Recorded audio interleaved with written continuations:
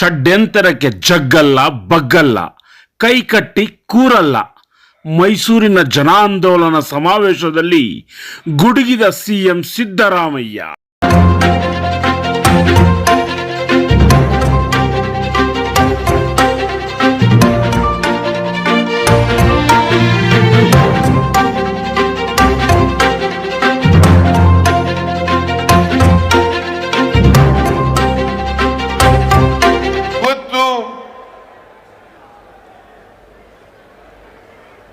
ನಮ್ಮ ನಾಡಿನಲ್ಲಿ ಮತ್ತು ದೇಶದಲ್ಲಿ ಕೋಮುವಾದಿಗಳನ್ನ, ಜಾತಿವಾದಿಗಳನ್ನ,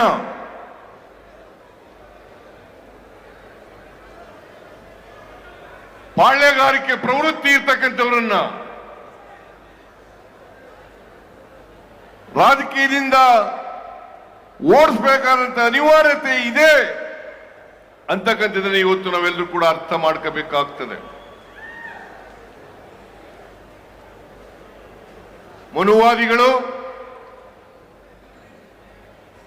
ಜಾತಿವಾದಿಗಳು,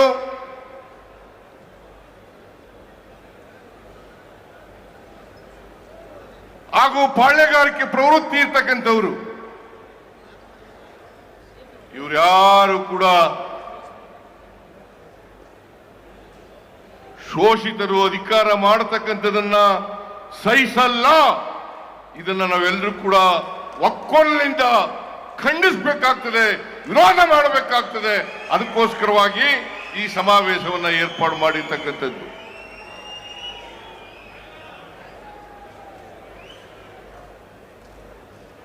ದೇವರಾಜ ಅರಸರವರಿಗೆ ಇದೇ ಗತಿಯಾಯ್ತು, ಬಂಗಾರಪ್ಪನವ್ರಿಗೆ ಇದೇ ಗತಿಯಾಯ್ತು, ಮೊಯ್ಲಿಯವರಿಗೆ ಅವ್ರು ಯಾರನ್ನೂ ಕೂಡ ಸಹಿಸಿಕೊಳ್ಳಲಿಲ್ಲ. ಇದೇ ಕುಮಾರಸ್ವಾಮಿ, ದೇವೇಗೌಡರು, ಧರ್ಮಸಿಂಗ್ ಅವರಿಗೆ ಕೊಟ್ಟಿದ್ದಂತ ಮಾತನ್ನ ಮುರಿದು ತಾವೇ ಅಧಿಕಾರಕ್ಕೆ ಬರ್ತಕ್ಕಂಥ ಕೋಮುವಾದಿಗಳ ಜೊತೆ ಸೇರ್ಕೊಂಡು ಅಧಿಕಾರಕ್ಕೆ ಬರ್ತಕ್ಕಂಥ ಪ್ರಯತ್ನವನ್ನ ಮಾಡಿದ್ರು,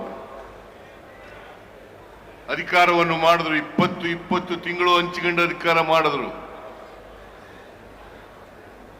ದೇವೇಗೌಡರು ಮತ್ತು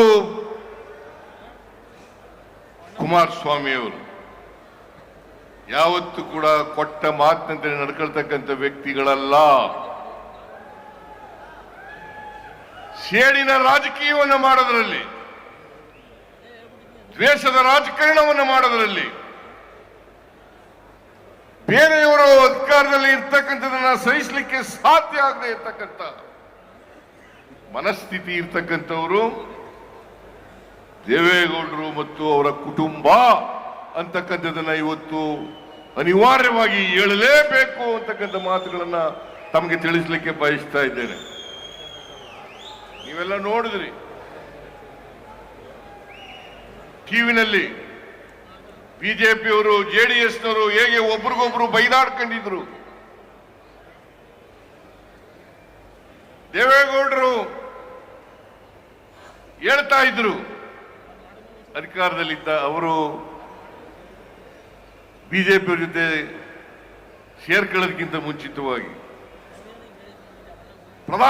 ನರೇಂದ್ರ ಮೋದಿ ಅವರು ಪ್ರಧಾನಮಂತ್ರಿ ಆದರೆ ನಾನು ಈ ದೇಶದಲ್ಲಿ ಇರೋದಿಲ್ಲ ಅಂತ ಹೇಳಿದ್ರು.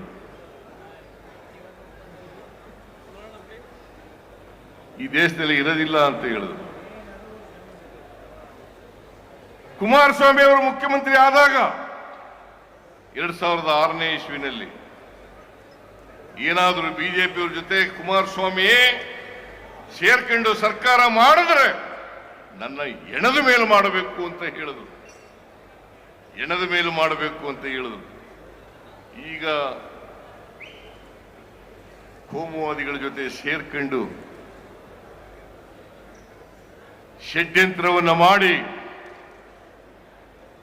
ಕೇಂದ್ರ ಸರ್ಕಾರ ಜೊತೆ ಶಾಮೀಲಾಗಿ ಕರ್ನಾಟಕದ ಬಿಜೆಪಿ ಜೊತೆ ಸೇರ್ಕೊಂಡು ನಮ್ಮ ಸರ್ಕಾರವನ್ನ ದುರ್ಬಲಗೊಳಿಸತಕ್ಕಂತ ದುಷ್ಟ ಪ್ರಯತ್ನವನ್ನ ಮಾಡ್ತಾ ಇದ್ದಾರೆ. ದುಷ್ಟ ಪ್ರಯತ್ನವನ್ನು ಮಾಡ್ತಾ ಇದ್ದಾರೆ. ನಾನು ನಿಮಗೆ ತಿಳಿಸಲಿಕ್ಕೆ ಬಯಸ್ತಾ ಇದ್ದೇನೆ, ಗೊತ್ತಿದೆ ನಿಮ್ಗೆಲ್ಲರಿಗೂ ಕೂಡ. ನಾನು 4 ದಶಕಗಳಿಂದ ರಾಜಕೀಯದಲ್ಲಿ ಇದ್ದೇನೆ. 4 ದಶಕಗಳಿಂದ ನಾನು 1984 ಆಗಸ್ಟ್ 17ರಂದು ಮಂತ್ರಿಯಾದೆ. ಅಂದಿನಿಂದ ಇವತ್ತಿನವರೆಗೆ ಅನೇಕ ಖಾತೆಗಳನ್ನು ನಿಭಾಯಿಸತಕ್ಕಂಥ ಅವಕಾಶ ಸಿಕ್ಕಿತ್ತು. ನಿಮ್ಮೆಲ್ಲರ ಆಶೀರ್ವಾದ, ನಿಮ್ಮ ಆಶೀರ್ವಾದದ ಫಲದಿಂದ 4 ದಶಕಗಳ ಕಾಲ ಈ ರಾಜ್ಯದ ರಾಜಕೀಯದ ಮುಂಚೂಣಿನಲ್ಲಿರ್ತಕ್ಕಂಥ ಅವಕಾಶವನ್ನ ಒದಗಿಸಿಕೊಟ್ಟಿದ್ರಿ. ಈ 4 ದಶಕಗಳ ಕಾಲ ನಾನು ಮಂತ್ರಿಯಾಗಿದ್ದೆ, 2 ಸಾರಿ ಉಪಮುಖ್ಯಮಂತ್ರಿಯಾಗಿದ್ದೆ, 2 ಸಾರಿ ಡೆಪ್ಟಿ ಚೀಫ್ ಮಿನಿಸ್ಟರ್ ಆಗಿದ್ದೆ, 2 ಸಾರಿ ಮುಖ್ಯಮಂತ್ರಿ ಆಗಿದ್ದೇನೆ. 2013ರಿಂದ 2018ರವರೆಗೆ ಈ ರಾಜ್ಯದ ಜನರ ಆಶೀರ್ವಾದದಿಂದ, ಶಾಸಕರ ಬೆಂಬಲದಿಂದ ನಾನು ಮುಖ್ಯಮಂತ್ರಿ ಆಗ್ತಕ್ಕಂಥ ಅವಕಾಶ ಸಿಕ್ಕಿತ್ತು. ಮತ್ತೆ 2023 ಮೇ 20ರಿಂದ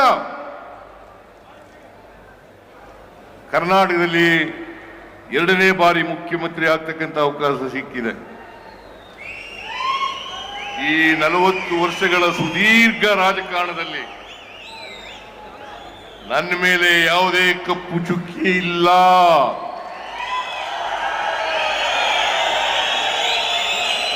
ನನ್ನ ರಾಜಕೀಯ ಜೀವನ ತೆರೆದ ಪುಸ್ತಕ. ನಾನು ಇಷ್ಟೆಲ್ಲ ಅಧಿಕಾರ ಸಿಕ್ಕಿದ್ರು ಕೂಡ ನನಗೆ ಆಸ್ತಿ ಮಾಡ್ತಕ್ಕಂಥ ವ್ಯಾಮೋಹ ಬರಲಿಲ್ಲ. ನನ್ನ ಕುಟುಂಬಕ್ಕೆ ಬರಲಿಲ್ಲ.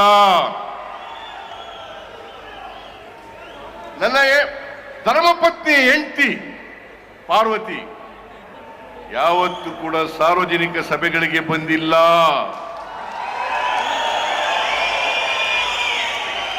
ನಾನು ಮಂತ್ರಿ ಆಗಲಿ ಮುಖ್ಯಮಂತ್ರಿ ಆಗಲಿ ಪ್ರಮಾಣ ವಚನ ಸ್ವೀಕಾರ ಮಾಡತಕ್ಕಂಥ ಸಮಾರಂಭಕ್ಕೂ ಬಂದಿಲ್ಲ. ಬಹುಶಃ ಇಲ್ಲಿ ಕೂತಿರ್ತಕ್ಕಂಥ ಅನೇಕ ಜನರು ನನ್ನ ಹೆಂಡತಿ ಮುಖನೂ ಕೂಡ ನೋಡಿಲ್ಲ.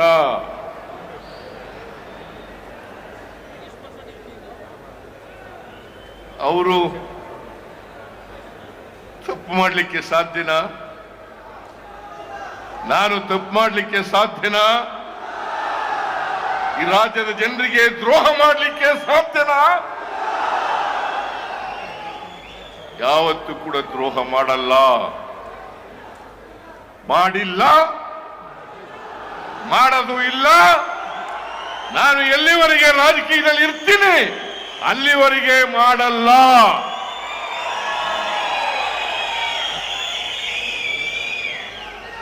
ಈ ಸಮಾಜದ ಶೋಷಿತರ ಪರವಾಗಿ, ಬಡವರ ಪರವಾಗಿ, ಪರಿಶಿಷ್ಟ ಜಾತಿ ಪರಿಶಿಷ್ಟ ವರ್ಗದವರ ಪರವಾಗಿ ಅವರನ್ನ ಸಾಮಾಜಿಕವಾಗಿ ಆರ್ಥಿಕವಾಗಿ ಸಮಾಜದಲ್ಲಿ ಶಕ್ತಿ ಕೊಟ್ಟು ಅವರನ್ನು ಕೂಡ ಮುಖ್ಯವಾಹಿನಿಗೆ ತರಬೇಕು ಅಂತಕ್ಕಂಥ ಹಂಬಲ ಬಿಟ್ರೆ, ಆಸ್ತಿ ಮಾಡಬೇಕು, ಜಮೀನುಗಳನ್ನು ಮಾಡಬೇಕು, ಪ್ರಾಪರ್ಟಿ ಮಾಡಬೇಕು, ಬಿಲ್ಡಿಂಗ್ಗಳನ್ನು ಕಟ್ಟಬೇಕು ಅಂತಕ್ಕಂಥ ವ್ಯಾಮೋಹ ಇಲ್ಲ. ನಾನು ರಾಜಕೀಯ ಪ್ರಾರಂಭ ಮಾಡಿದ್ದು 0 ಇಂದ.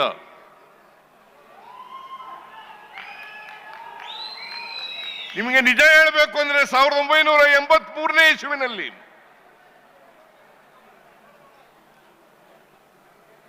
ನಾನು ಡಿಪಾಸಿಟ್ ಹಣ ಕಟ್ಟಬೇಕಾದ್ರೆ ನನ್ನ ಹತ್ರ ₹1 ಇರಲಿಲ್ಲ. ನಾನು ಕೋರ್ಟ್ನಲ್ಲಿ ಲಾಯರ್ ಕೆಲಸ ಮಾಡ್ಕೊಂಡಿದ್ದೆ. ಮೈಸೂರು ತಾಲೂಕಿನ ಚಾಮುಂಡೇಶ್ವರಿ ಕ್ಷೇತ್ರದ ಎಲ್ಲ ಜನರು ಬಂದು ನೀವು ಚುನಾವಣೆಗೆ ನಿಲ್ಲೇಬೇಕು ಅಂತ ಹೇಳಿದ್ರು. ನಮ್ಮ ಆಫೀಸ್ ಕ್ಲರ್ಕ್ ಆನಂದ ಇವತ್ತು ಬದುಕಿಲ್ಲ. ಅವನಿಗೆ ಹೇಳಿ ಅವತ್ತು ಡಿಪಾಸಿಟ್ ಹಣ ₹250. ₹250 ಕೂಡ ನನ್ನ ಹತ್ರ ಇರಲಿಲ್ಲ. ಆ ₹250 ಆನಂದ ಕಟ್ಟದ. ಜನರೇ ದುಡ್ಡು ಕೊಟ್ಟು ಎಲೆಕ್ಷನ್ ಅನ್ನ ಗೆಲ್ಲಿಸಿದ್ರು. ಇಡೀ ಚುನಾವಣೆಗೆ ನಾನು ಸ್ವತಂತ್ರ ಅಭ್ಯರ್ಥಿಯಾಗಿದ್ದೆ. ಚುನಾವಣೆಗೆ ಜನರೇ ದುಡ್ಡು ಕೊಟ್ಟು ಒಟ್ಟು ಖರ್ಚಾದಂತ ಹಣ ₹63,000.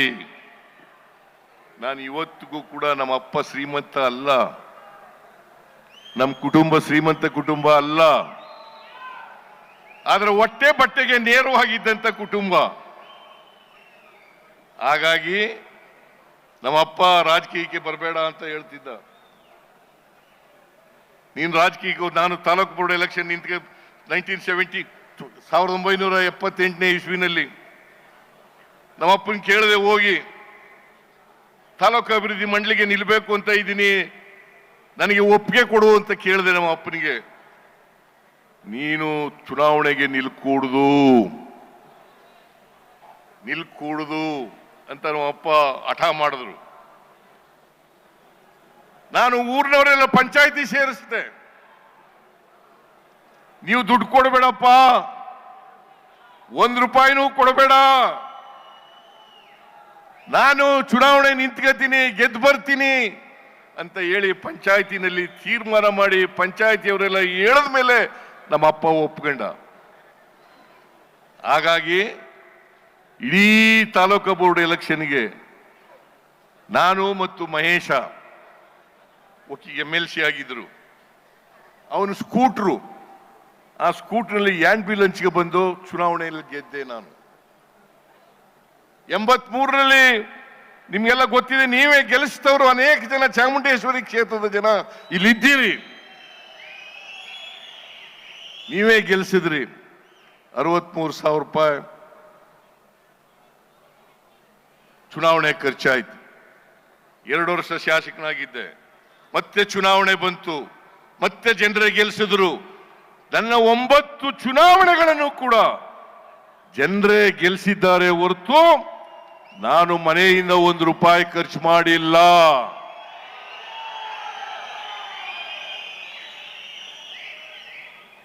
ನಾನು ರಾಜಕೀಯವಾಗಿ ಈ ಸಮಾಜದಲ್ಲಿರ್ತಕ್ಕಂಥ ಬಡವರು, ದಲಿತರು, ಹಿಂದುಳಿದವರು, ಅಲ್ಪಸಂಖ್ಯಾತರು, ಮಹಿಳೆಯರು, ರೈತರು, ಇವರಿಗೆ ನ್ಯಾಯ ಸಿಕ್ಕಬೇಕು ಅಂತೇಳಿ ಹೋರಾಟ ಮಾಡ್ತಾ ಇದ್ದೀನಿ. ನಾನು ಬದುಕಿರೋವರೆಗೂ ಕೂಡ ಹೋರಾಟ ಮಾಡ್ತೀನಿ. ಈ ಬಿಜೆಪಿಯವರು, JDSನವರು ಸೇರ್ಕೊಂಡು ದುರುದ್ದೇಶದಿಂದ ಎಷ್ಟೇ ಪಾದಯಾತ್ರೆ ಮಾಡಿದ್ರು ಕೂಡ ನಾನು ಜಗ್ಗವನಲ್ಲ, ನಾನು ಬಗ್ಗವನು ಅಲ್ಲ.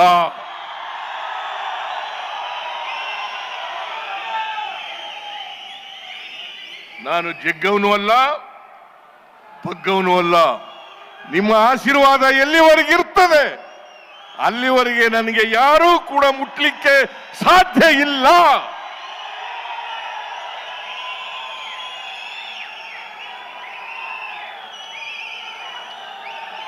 ನಿಮ್ಮ ಆಶೀರ್ವಾದ ಇರೋವರೆಗೆ ನಾನು ಮುಟ್ಟಕ್ಕಾಗುತ್ತಾ? ಈ ಬಿಜೆಪಿಯವರು, JDSನವರು ನನ್ನನ್ನು ಅಲುಗಾಡಿಸ್ಲಿಕ್ಕಾಗುತ್ತಾ? ನಮ್ಮ ಸರ್ಕಾರ ತೆಗೆದಾಕಕ್ಕಾಗುತ್ತಾ?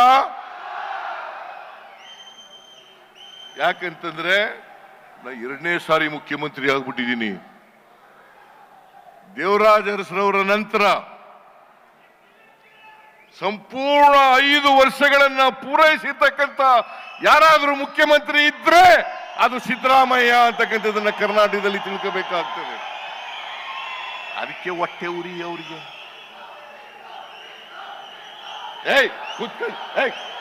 ಕೂತ್ಕೊಂಡ್ರ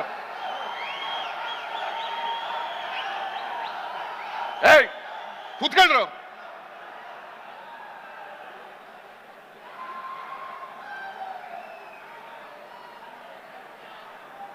ಎಲ್ಲಿವರೆಗೆ ನಿಮ್ಮ ಆಶೀರ್ವಾದ ಇರ್ತದೆ, ನಿಮ್ಮ ಪ್ರೀತಿ ಅಭಿಮಾನ ಇರ್ತದೆ, ಅಲ್ಲಿವರೆಗೆ ಬಿಜೆಪಿಯವರಿಂದಾಗಲಿ ಜೆಡಿಎಸ್ನವರಿಂದಾಗಲಿ ನನ್ನನ್ನು ಅಲುಗಾಡಿಸ್ಲಿಕ್ಕೆ ಸಾಧ್ಯ ಇಲ್ಲ, ನಮ್ಮ ಸರ್ಕಾರವನ್ನ ಅಲುಗಾಡಿಸ್ಲಿಕ್ಕೆ ಸಾಧ್ಯ ಇಲ್ಲ.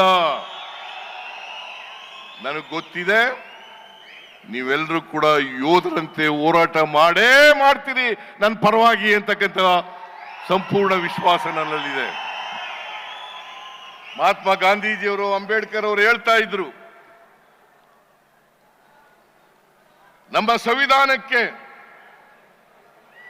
ಕಿಂಚಿತ್ತು ಆಪತ್ತು ಬಂದಾಗ ನೀವೆಲ್ಲ ಹೋರಾಟವನ್ನು ಮಾಡಿ ಪ್ರಜಾಪ್ರಭುತ್ವವನ್ನು ಉಳಿಸಬೇಕು, ಸಂವಿಧಾನವನ್ನು ಉಳಿಸಬೇಕು ಅಂತಕ್ಕಂಥ ಮಾತುಗಳನ್ನು ಹೇಳ್ತಾ ಇದ್ರು. ಇವತ್ತು ನಾವು ಪ್ರಜಾಪ್ರಭುತ್ವಕ್ಕಾಗಿ, ಸಂವಿಧಾನಕ್ಕಾಗಿ ನಿಮ್ಮ ಆಶೀರ್ವಾದ ಬಲದಿಂದ ಹೋರಾಟವನ್ನು ಮಾಡ್ತಾ ಇದ್ದೇವೆ.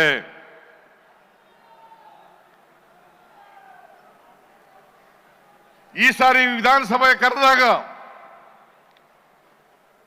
ಸುಳ್ಳು ಆರೋಪಗಳನ್ನು ಮಾಡಿ ಮಹರ್ಷಿ ವಾಲ್ಮೀಕಿ ಅಭಿವೃದ್ಧಿ ನಿಗಮದಲ್ಲಿ ಭ್ರಷ್ಟಾಚಾರ ಆಗಿದೆ. ನಾನು ಭ್ರಷ್ಟಾಚಾರ ಆಗಿಲ್ಲ ಅಂತ ಹೇಳಲೇ ಇಲ್ಲ, ಭ್ರಷ್ಟಾಚಾರ ಆಗಿದೆ. ಆದರೆ ವಾಲ್ಮೀಕಿ ಅಭಿವೃದ್ಧಿ ನಿಗಮದಲ್ಲಿ ನಡೆದಿರ್ತಕ್ಕಂಥ ಭ್ರಷ್ಟಾಚಾರಕ್ಕೂ ನಮಗೂ ಸಂಬಂಧ ಇಲ್ಲ, ಫೈನಾನ್ಸ್ ಮಿನಿಸ್ಟರ್ಗೂ ಅದಕ್ಕೂ ಸಂಬಂಧ ಇಲ್ಲ. ನನ್ನನ್ನ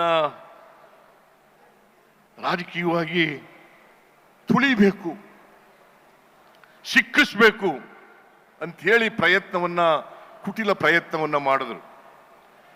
ಇಡೀ ಸದನ 10 ದಿನಗಳ ಕಾಲ ಕರೆದಿದ್ದು ನಾವು, 2 ವಾರ ಬರೀ ಇದೊಂದೇ ಇಶ್ಯೂ ಮೇಲೆ ಚರ್ಚೆ ಆಯ್ತು, ಏನು ಸಿಗ್ಲಿಲ್ಲ. ಎಲ್ಲ ಜೆಡಿಎಸ್ನವರು ಮತ್ತು ಬಿಜೆಪಿಯವರು, ನಾವು ಅವ್ರಿಗೆಲ್ಲ ಚರ್ಚೆ ಮಾಡಲಿಕ್ಕೆ ಅವಕಾಶವನ್ನು ಕಲ್ಪಿಸಿಕೊಟ್ಟವು. ಬಹಳ ದೀರ್ಘಕಾಲ ಆರ್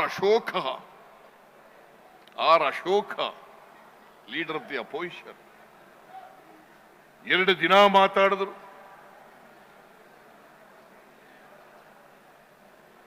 ಅಸಂಬದ್ಧವಾಗಿ ಮಾತಾಡಿದ್ರು, ಯಾವುದೇ ದಾಖಲಾತಿಗಳನ್ನ ಇಟ್ಟುಕೊಂಡು ಚರ್ಚೆ ಮಾಡಲಿಲ್ಲ.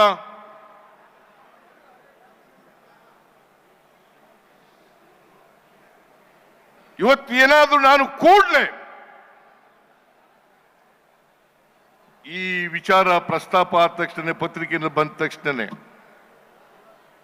SIT ರಚನೆ ಮಾಡಿ ತನಿಖೆ ಮಾಡಲಿಕ್ಕೆ ಪ್ರಾರಂಭ ಮಾಡಿತು.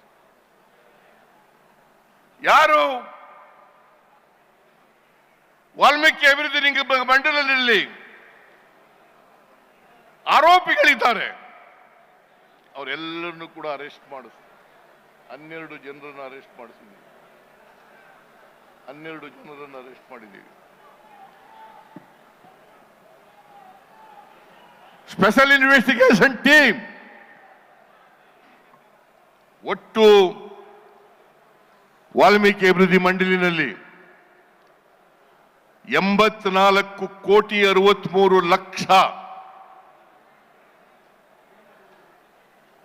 ಭ್ರಷ್ಟಾಚಾರ ಆಗಿರ್ತಕ್ಕಂಥದ್ದು. 84,63,00,000 ಅದು ಅಲ್ಲಿರ್ತಕ್ಕಂಥ ಅಧಿಕಾರಿಗಳು ಮತ್ತೆ